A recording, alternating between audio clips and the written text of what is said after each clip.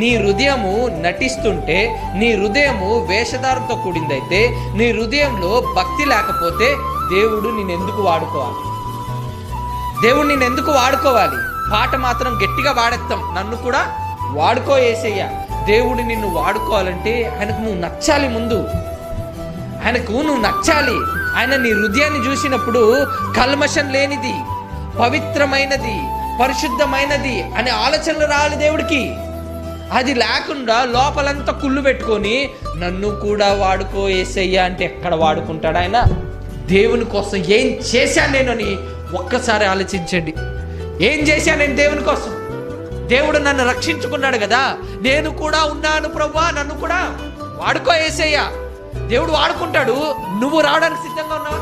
నీ సమయాన్ని ఇవ్వడానికి దేవునికి సిద్ధంగా ఉన్నావా? నువ్వు నీ డబ్బుని దేవునికి ఇవ్వడానికి నువ్వు సిద్ధంగా ఉన్నావా? నీ ఆరోగ్యాన్ని దేవునికి ఇవ్వడానికి నువ్వు సిద్ధంగా ఉన్నావా?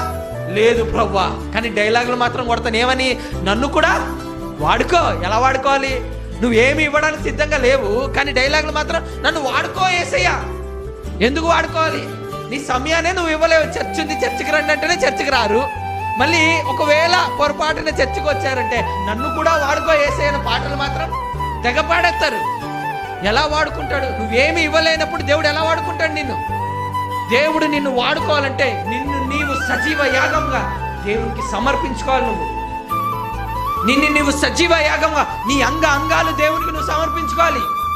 ప్రతిదీ, నీ శరీరంలో ఉన్న ప్రతి అవయవం దేవుని కోసం కదలాలి, దేవుని కోసం ముందుకెళ్ళాలి.